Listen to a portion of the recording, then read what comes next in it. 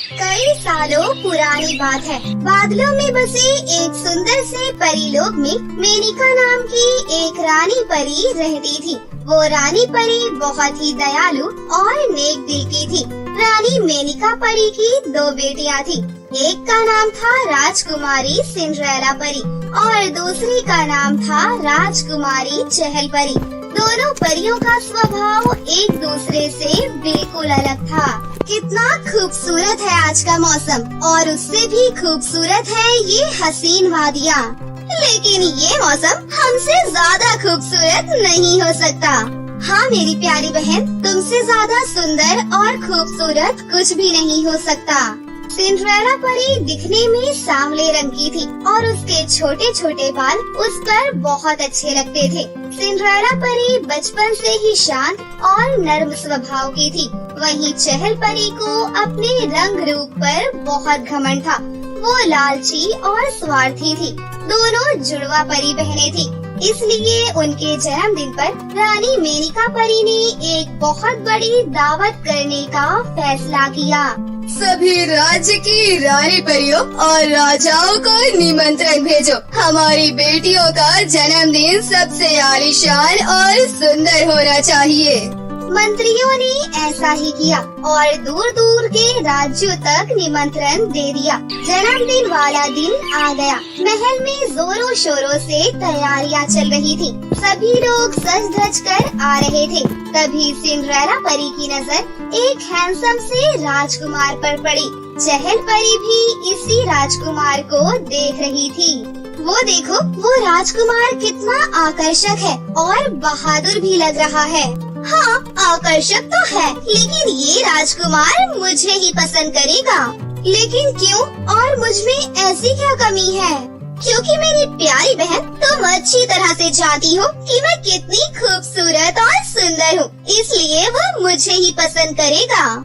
थोड़ी देर बाद शाही भोजन के समय उस राजकुमार के पिता अपने बेटे के लिए चहल परी से शादी के लिए प्रस्ताव रखते हैं। ये देखकर सिंड्रेला परी मायूस हो जाती है और वो जंगल की तरफ चली जाती है।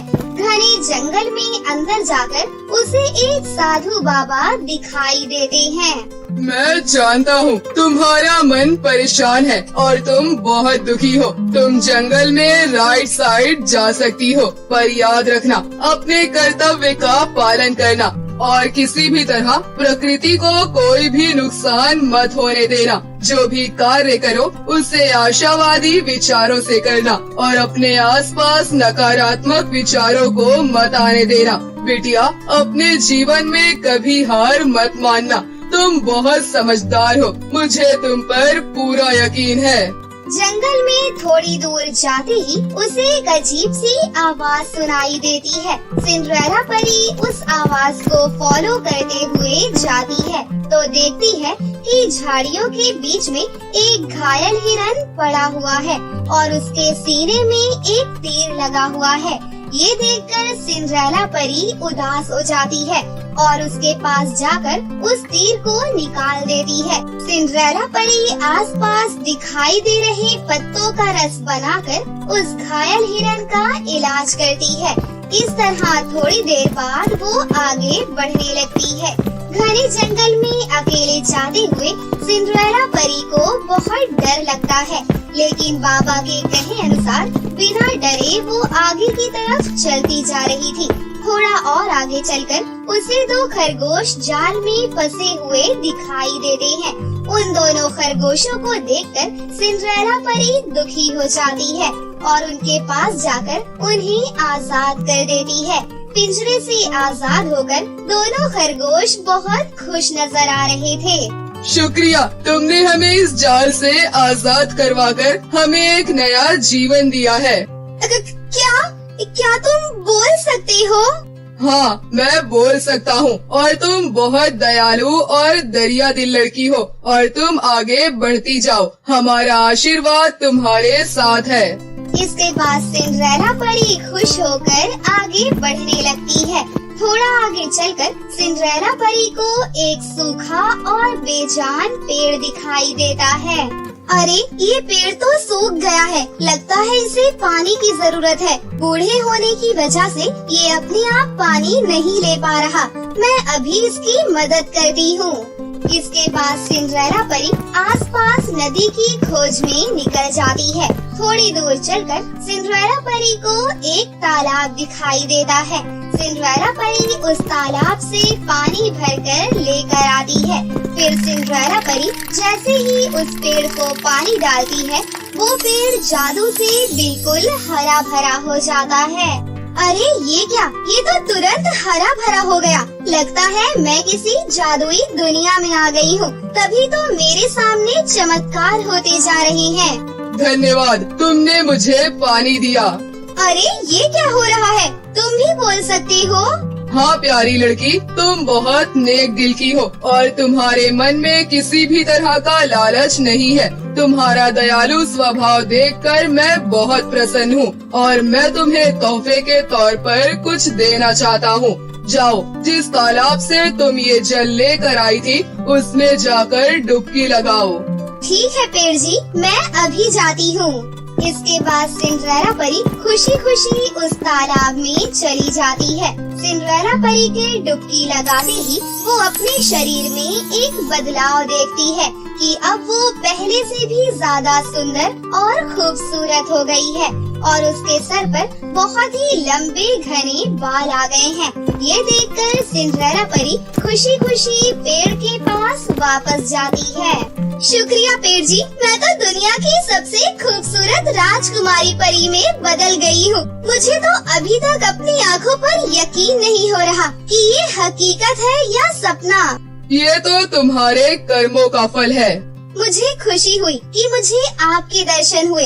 आपका लाख लाख धन्यवाद। मैं नहीं जानती कि ये सब कैसे हुआ, लेकिन मैं बहुत खुश हूँ। हमेशा ऐसे ही खुश रहो प्यारी बेटी। और ये लो, मेरी तरफ से ये नेकलेस मैं तुम्हें दे रहा हूँ। इसे अपनी शादी पर पहनना, तुम्हारे सभी काम आसान हो जाएंगे और कभी भी तुम किसी मुसीबत में हो तो मुझे याद करना, मैं तुम्हारी मदद जरूर करूँगा। इसके बाद सिंड्रेला परी वहाँ से घर वापस जाने लगती है। वापस लौटते वक्त सिंड्रेला परी को वो दोनों खरगोश दिखते हैं। खरगोश हीरे मोतियों की तरह चमक रहे थे। आ गई तुम प्यारी राजकुमारी परी, हम तुमसे दोबारा मिलकर बहुत खुश हैं। ये लो, ये जादुई मोती तुम रख लो। ये मोती तुम्हें हमेशा हमारी याद दिलाएगी। ये मोती बहुत कीमती है, तुम इसे अपनी अंगूठी में लगा कर रखना। इससे तुम्हारा जीवन बहुत सरल हो जाएगा। मैं तुम्हें हमेशा याद रखूंगी। सिंड्रेला परी वो मोती लेकर आगे बढ़ने लगती है। थोड़ा आगे चलकर उसे वो हिरन दिखाई देता है। अरे वाह हिरन, तुम तो पूरी तरह स्वस्थ हो गए। हाँ, मैं स्वस्थ हूँ। तुम्हारी दरिया दिली देखकर मैं बहुत प्रसन्न हो गया हूँ। उस दिन समय पर आकर तुमने मुझे नया जीवन दान दिया। मैं तुम्हारी सेवा करने के लिए तुम्हारे साथ राजमहल जाना चाहता हूँ।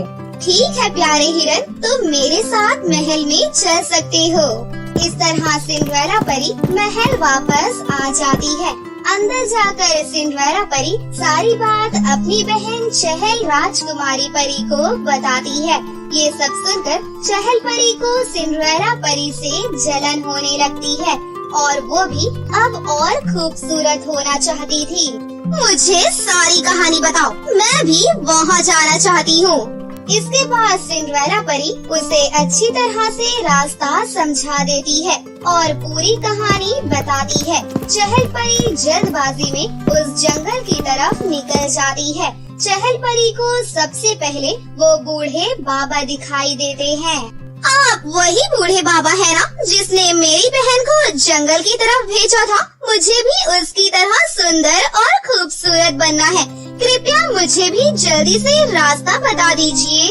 तुम जाना चाहती हो तो जाओ, परंतु जो भी काम करना पूरी ईमानदारी से करना और अपने कर्तव्य को मत भूलना। चहल परी बाबा की पूरी बातें सुने बिना दाईं ओर चली जाती है। चहल परी को भी सिंड्रेला परी की तरह ही सबसे पहले एक घायल हिरन मिलता है। मेरी मदद करो, कोई मेरे प्राण बचा लो। मैं तुम्हारी मदद करके अपना समय बर्बाद नहीं करना चाहती। मुझे जल्द से जल्द बहुत सुंदर बनना है। चहल परी बेचारे घायल हिरन को अनदेखा कर आगे बढ़ जाती है। इसी तरह आगे चहल परी को 2 खरगोश पिंजरे में बंद दिखाई पड़ते हैं, लेकिन चहल परी जल्दबाजी में उनकी तरफ ध्यान भी नहीं देती और उन्हें नजरअंदाज करके आगे की तरफ जाने लगती है। आगे जाकर चहल परी को वो सूखा हुआ जादुई पेड़ दिखता है। तुम वही पेड़ हो ना जिसने मेरी बहन को सुंदर और खूबसूरत किया था? मुझे भी बताओ कहाँ है वो तालाब? मैं भी खूबसूरत होना चाहती हूँ। चहल परी की बात सुनकर जादुई पेड़ अपने असली रूप में आ जाता है और कहता है, दक्षिण दिशा से सीधा जाकर जो तालाब मिलेगा उसी तालाब में जाकर डुबकी लगा लेना। वो तालाब तुम्हें तुम्हारे कर्मों के अनुसार तुम्हारा रंग रूप बदल देगा। चहल परी पेड़ की बात सुनकर दक्षिण दिशा की तरफ चली जाती है। वहाँ उसे वही जादुई तालाब दिखता है। चहल परी जल्दी से उस तालाब में डुबकी लगा लेती है। देखते ही देखते चहल परी बहुत ज्यादा बदसूरत हो जाती है और उसका शरीर काला पड़ जाता है। ये देखकर चहल परी रोते हुए पेड़ के पास वापस आती है और कहती है, अरे पेड़, ये क्या हाल बना दिया तुमने मेरा जादुई पेड़।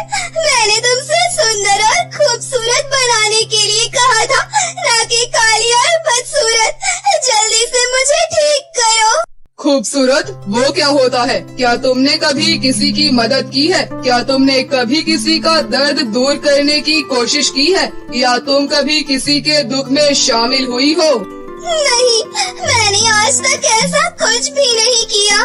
घमंडी लड़की, तुमने लालच में आकर मेरी पूरी बात नहीं सुनी। मैंने कहा था वो तालाब तुम्हें तुम्हारे कर्मों के अनुसार तुम्हारा रंग रूप बदल देगा। तुमने आज तक कोई भी अच्छा काम नहीं किया, इसलिए उसने तुम्हें काला और बदसूरत कर दिया। अब यहाँ से जाकर नेक और अच्छे काम करो, फिर आकर इस तालाब में दोबारा डुबकी लगा लेना। तुम बिल्कुल ठीक हो जाओगी।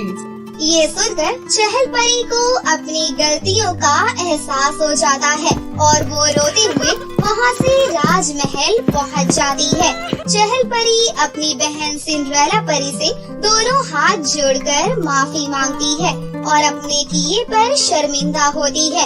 इस तरह उस दिन चहल परी का घमंड पूरी तरह से खत्म हो जाता है और वो गरीबों की मदद करने, साथ ही लोगों के दुख दूर करने में शामिल हो जाती है। फिर कुछ समय के बाद उस सुंदर से राजकुमार की शादी सिंड्रेला राजकुमारी परी से हंसी खुशी से हो जाती है और चहल परी को अपने किए की सजा मिल जाती है। कैसी लगी आपको हमारी ये कहानी? अगर आपको हमारी कहानी अच्छी लगी हो तो इसे जरूर लाइक करें, साथ ही हमारे चैनल को सब्सक्राइब भी कर लें और बेल आइकन को दबाना ना भूलें। मिलते हैं अगली वीडियो में। धन्यवाद।